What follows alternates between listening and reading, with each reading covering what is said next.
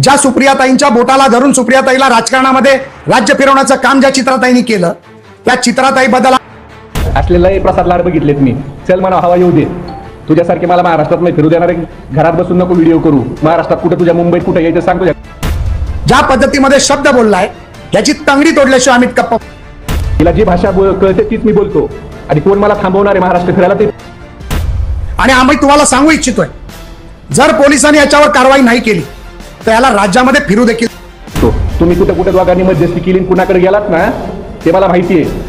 कोणत्या माझ्या आमदाराला पैसे मागायला मध्यस्थी कोण होतं हे पण मला माहिती आहे. कुणी लाडाचा प्रसाद मागितला. त्यामुळे मला नका शिकू. शरद पवार साहेबांसारख्या ज्येष्ठ नेत्याला ही शरद आली म्हणते, हिच्या तोंडात ही भाषा शोभते का? मुळात त्या लोकांच्यावर कारवाई झाली का नाही हे त्यांनी अगोदर बघावं, लाचखोर नवऱ्याच्या सुपारीबाज बायकोने. आणि त्यावेळेला घटना घडल्या म्हणून आता बदलापूरची घटना तिला माफ करायची म्हणायचंय का? का तिचा पण पूजा चव्हाणसारखं, संजय राठोडसारखं तिचं काही सेटलमेंट झाली? मुळात असं आहे की बलात्कार हा बलात्कार आहे. मग तो कोणत्याही सरकारच्या काळात घडलेला असू द्या. पक्ष फोडण्यामध्ये एवढं गुंतलेलं आहे. आता उरणला घटना झाली, आता बदलापूरला घटना झाली. या राज्यात महिला सुरक्षित नाहीत, त्याच्यावर ही बोलत नाही आणि दुसरीकडे बोलतीये.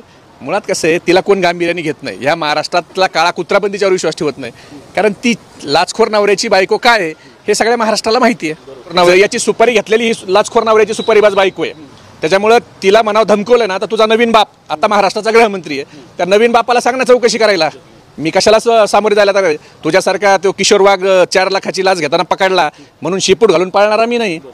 आणि फक्त माझंच प्रकरण नाही, तर कुचिकच्या प्रकरणातल्या मुलीने देखील सांगितलेलं आहे की ही कशी गाडीत मुलींना बसवती, कसं तिला बाहेर पाठवती आणि इकडं ती मिली, तिला फरार केलं, तिचं अपहरण केलं म्हणून ब्लॅकमेल करती. हे त्या कुचिकच्या प्रकरणातल्या मुलीने सांगितलंय. एक माजी आमदार आहे बीडचे भाजपाचे, त्यांच्या प्रकरणात देखील ह्या लाचखोर नवऱ्याच्या सुपारीबाज बायकोने तिचा एक मानलेला भाऊ आहे, त्या भावाच्या मार्फत लाड आणि प्रसाद मागितलेला आहे. 5 कोटी रुपयाचा प्रसाद हिने मागितला होता. त्या मुलीला देखील हिने नाला सुपारीला हिचा एक अड्डा आहे, त्या अड्ड्यात कोंडून ठेवलं होतं. मुळात हिचा धंदा आहे. हिचा धंदा आहे की महिला मुली ज्या अत्याचार पीडिताच्या घटनातल्या कुणी हिच्याकडे आल्या तर नसलं तरी प्रकरण रंगवायचं कसं, त्याला राजकीय रंग कसा द्यायचा आणि समोरच्याला ब्लॅकमेल करायचा. आता ही लाचखोर नवऱ्याची सुपारीबाज बायको ज्यावेळेला माझ्यावर गुन्हा दाखल झाला त्यावेळेला माझ्याशी बोलली, माझ्याशी मेसेजवर बोलली, फोनवर बोलली. आणि नंतर मी तिला सांगितलं, मी आयोला काय बोललोय त्याच्या रेकॉर्डिंग मी हिला पाठविल्या.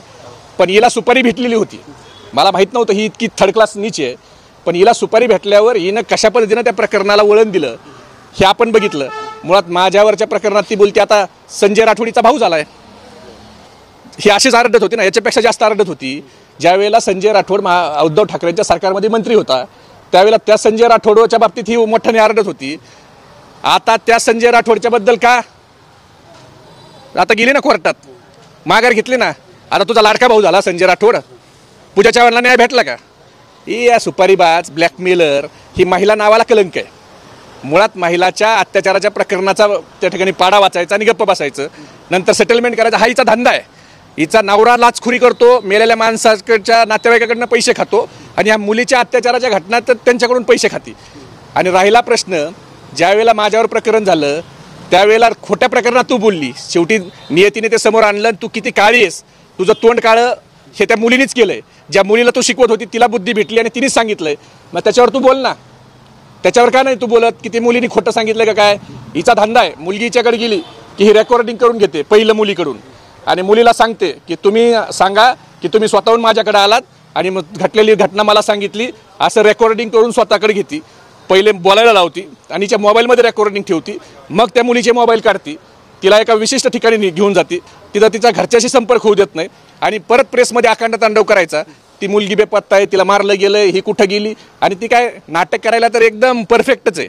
म्हणजे माहेरच्या साडीतली अलका कुबल कमी रडल शेवटी ग्लिसरीन राहून रडणारी ही लाचखोर नवऱ्याची सुपारीबाज बायको आहे.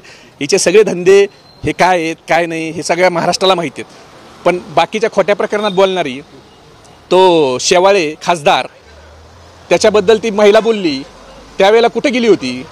तो विजय देशमुख भाजपचा, त्याच्याबद्दल एक महिलाने तक्रार केली त्यावेळेला ही कुठे गेली होती? रेणू शर्माने तक्रार दाखल केली त्यावेळेला ही कुठे गेली होती? करुणा मुंडेच्या गाडीत पिस्तूल ठेवला तेव्हा हिच्या तोंडात काय गेलं होतं? कोणत्या दाबनाने हिचं तोंड शिवलं होतं? मुळात खोट्या प्रकरणावर जिथं आपला काहीतरी फायदा होईल, जिथं आपल्याला काहीतरी भेटल, हे सरळ सरळ ब्लॅकमेल करणारी बाई आहे आणि ही लाचखोर नवऱ्याची सुपारीबाज ब्लॅकमेलर बायको आहे आणि हिच्यावर काळा कुत्रा विश्वास ठेवत नाही. माझ्या प्रकरणात मी अनुभवलंय. तिच्यात हिंमत असेल तर हिने आत्तापर्यंत किती महिलांना ब्लॅकमेल बैलाचा गैरफायदा घेतला. हिची नार्को टेस्ट करा. ह्या सुपारीबाज बायकोची तुझा बाप गृहमंत्री ना, आता नवीन बाप तुझा, तू बाप बदलायची सवय तुला, तर त्या गृहमंत्री बापाला जाऊन सांग मी जर काही केलं असलं ना तर माझी कोणती चौकशी कर, नार्को टेस्ट कर. पण त्याच्या अगोदर तू किती महिलांना नाला सुपाऱ्याला लपवलंस. कुचिक प्रकरणातली, बीडच्या माजी आमदाराच्या प्रकरणातली महिला, माझ्या प्रकरणातली महिला, हिला खोटं बोलायला सांगायचे. किती पैसे तू घेतलेस, किती पैसे मागितलेस, याची तुझी पण नार्को टेस्ट कर. महाराष्ट्राला तुझ्यावर तर काळा कुत्रा विश्वास ठेवत नाही. सगळ्याला माहिती आहे तू भाजपने तुला भुंकायलाच ठेवलंय. तुला दुसरं काही काम नाही. त्यामुळे तुझी लायकी काय हे महाराष्ट्राला माहिती आहे. आणि असल्या लाचखोर नवऱ्याच्या सुपारीबाज बायकाचं हे महाराष्ट्रातला काळा कुत्रा देखील त्याच्यावर विश्वास ठेवत नाही. कारण ही काय आहे काय नाही हे महाराष्ट्राने बघितलेलं आहे. आता संजय राठोडला राखी बांध जाऊन, तो तुझा भाऊ झाला, तिने काहीतरी दिला असेल ना तुला. असे बरेच भाऊ हिचे झालेले आहेत. चित्रा वाघ यांनी या प्रकरणात बोलताना महबूब शेख यांच्यावर गुन्हा दाखल आहे त्याची आठवण करून दिली. अरे कोण महबूब शेख? त्याच्यावर बलात्काराचा गुन्हा दाखल आहे. त्या महिलेला मी ओळखत नाही. ती माझ्याकडे आली होती. ज्या महिला माझ्याकडे येतात त्यांना मी मदत करते. त्यानंतर तिच्यावर दबाव टाकला. त्यानंतर पुन्हा ती माझ्याकडे आली. दबाव असल्याचं सांगितलं. तिची मजबुरी म्हणून मी समजू शकते. त्याबाबत कोर्टात मी केस लढत आहे.